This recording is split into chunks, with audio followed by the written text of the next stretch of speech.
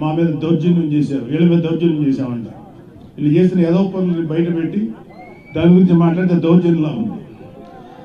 ఎవరెవరు చేస్తారో వాళ్ళందరి మీద తిరిగి మేము రిటార్చ్ ఇస్తాం, తిరిగి పగ తీర్చుకుంటాం అన్నారు. అరే అది రావడానికి ఇంకా 4 సంవత్సరాలు 7 నెలలు ఎలక్షన్ రావడానికి, మళ్ళీ వచ్చే ఎలక్షన్లో మీరు గెలవడానికి ఛాన్స్ లేదు కదా. ఇప్పుడు 11 వచ్చినాయి, 11లో ఈసారి సింగిల్ డిజిట్ పడిపోవద్దని గ్యారంటీ ఏంటి?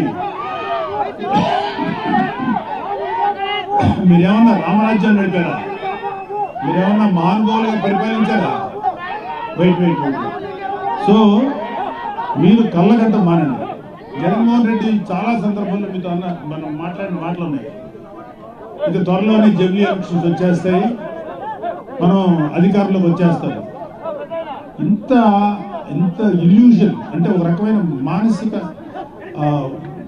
దీనిలో సైకలాజికల్ సమస్యలతో ఉన్న మీకు ఎప్పుడో 4 సంవత్సరాల 7 నెలలు 3 నెలలు 4 నెలల తర్వాత వచ్చే ఎలక్షన్స్ అప్పుడే వచ్చేస్తాయని చెప్పి జనాలతోటి మైండ్ గేమ్ ఆడుతున్నారు. లేకపోతే మీ కార్యకర్తలు ఉన్న వాళ్ళని సేవ్ చేసుకోవడానికి ప్రయత్నిస్తున్నారు.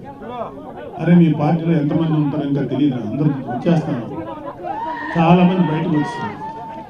మీరు రైట్ హ్యాండ్ అని పేరు పెట్టిన విజయసాయి రెడ్డి బయటకు వచ్చింది, మిగతా వాళ్ళు రావడం పెద్ద లెక్కేం కాదు. సో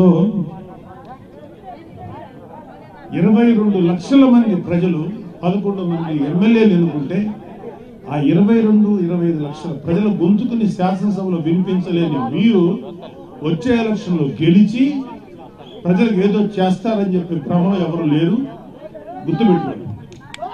మీకు అందరికీ కూడా ఇంకొక 1 year 2 years లోపల అందరికీ మీ నేరాలకి, మీరు చేసిన అక్రమాలకి ఆన్సర్ చెప్పుకోవాలి.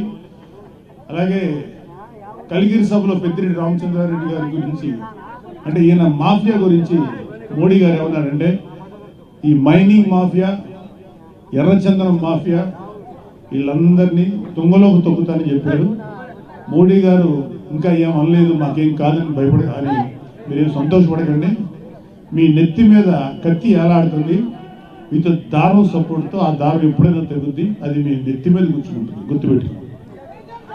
కాబట్టి ఇది మన వేణుగోపాల్ రెడ్డి గారు మీతో మాట్లాడడానికి ఒక మంచి అవకాశం కల్పించినందుకు చాలా సంతోషం.